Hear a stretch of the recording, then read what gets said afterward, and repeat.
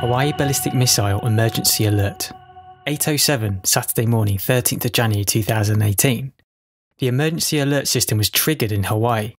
People across the islands received terrifying messages via their phones, televisions and radios. The message read, "Emergency alert, ballistic missile threat inbound to Hawaii.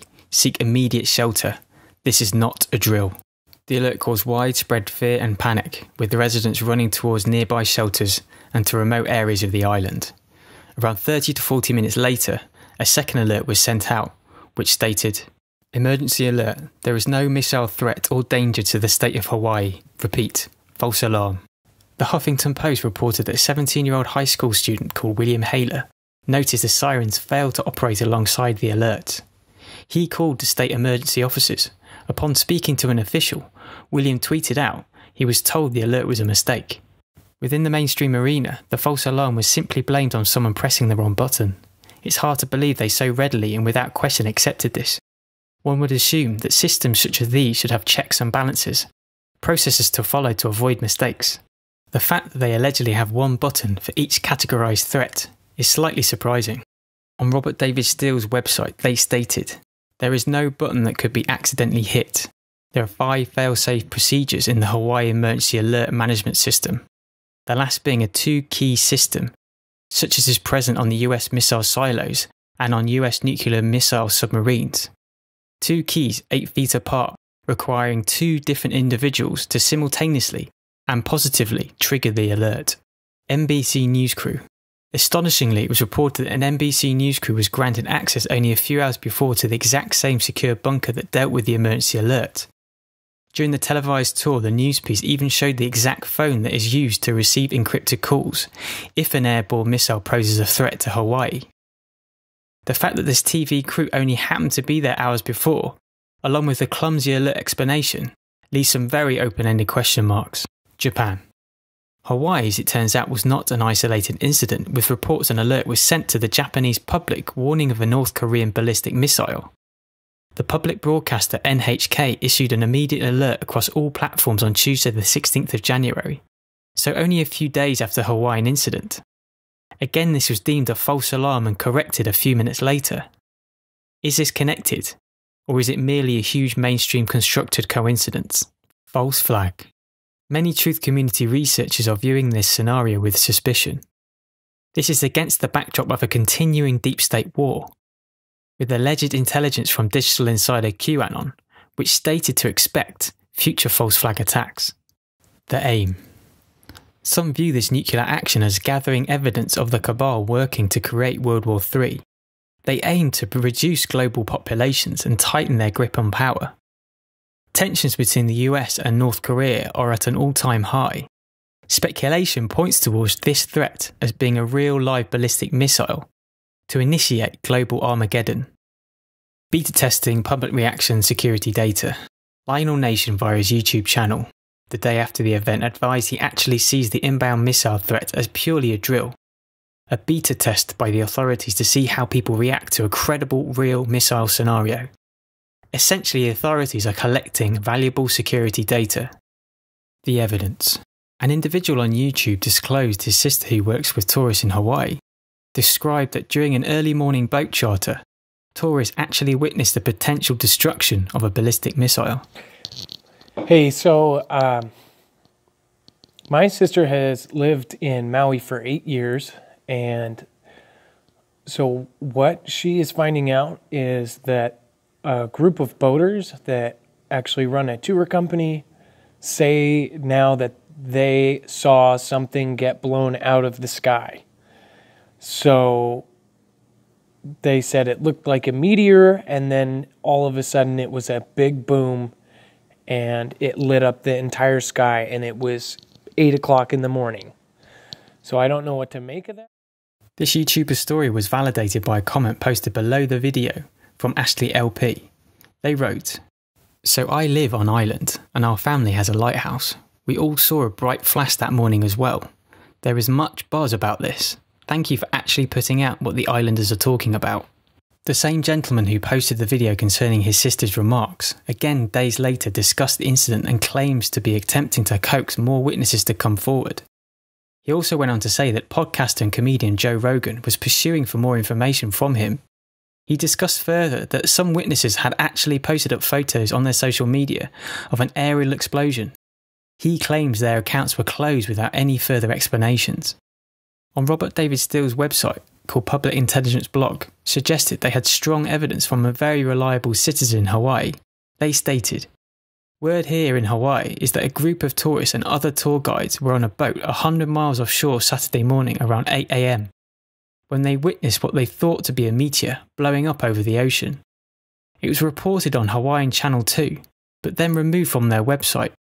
Rumour is the launch came from an Israel Dolphin II submarine. Some college basketball games had a red alert across the screen from US Pacific Command declaring a missile launch in the Pacific, near Hawaii. Dolphin II submarines are German design and built and stand at 57 metres or 188 feet in length. They are compact vehicles in comparison to other submarines capable of carrying a nuclear payload. As an example, the Ohio-class bomber submarine is 170 metres or 560 feet in length, nearly 3 times the size. The State of Israel is noted to have invested heavily in Dolphin II submarines." Detailed on Hal Turner's radio show website is intelligence and evidence that the US Navy scrambled numerous anti-submarine aircraft, which repeatedly searched coastal waters from New York to Washington. The evidence is garnered from publicly available flight records and flight mapping tools. They advised that even the Civil Air Patrol was called to assist with the search. Some have pushed back on this evidence, advising it purely details normal surveillance patterns. Simon Parkes, a researcher, healer, commentator in the UK with past family connections within the UK security services and covert cabal entities.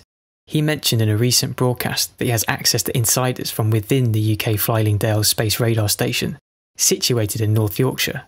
They confirmed the missile launch definitely happened. He knows the missile was neutralised, but was unsure whether it was shot down or even disabled. Clintons, Obamas, Umar Abedin. Many internet commentators have highlighted that the Clintons, Obamas and even Umar Abedin were all in Hawaii during the time of the alert. But fortunate for them, they were at a safe distance from the alleged impact. It was also reported the wind direction was such that they would have avoided any nuclear effects of the fallout.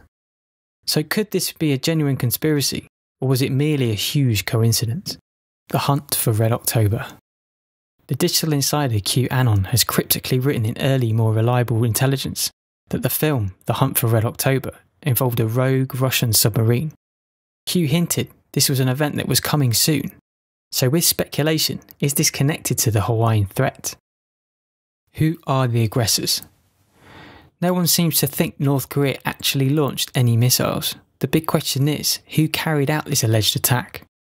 Some well-known commentators within the truth community have given their opinion. Captain Dave Bertrand wrote before its news that the submarine is part of the CIA's Dark Fleet. Dr. Michael Saller in recent articles has also cited the Deep State and the CIA are the potential culprits. Greg Hunters, whilst interviewing Dr. Janda on YouTube, thought it was a renegade Chinese military submarine. If true, this would have huge implications for geopolitics and the stability of the world. Robert David Steele and Benjamin Fulford are all of the opinion that it has all the hallmarks of an Israel-Zionist plot, which would make sense down to the class of submarines allegedly used.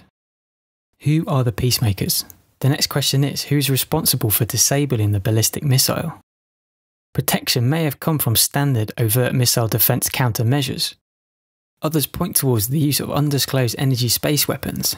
This could correlate with the charter boat eyewitness reports of seeing a meteor. Could covert space surveillance and weaponry be linked to Elon Musk's recent secretive SpaceX launch, codenamed Project Zuma? The rocket was carrying a mysterious payload. SpaceX stipulated once in lower Earth orbit it will function to send mystery messages to an unknown group.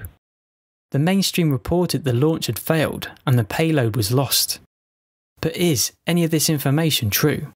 Was the technology linked to this satellite more sophisticated than disclosed? And was it genuinely lost during transit? Is it possible the peacemakers of this welcome intervention are extraterrestrial or interdimensional in origin?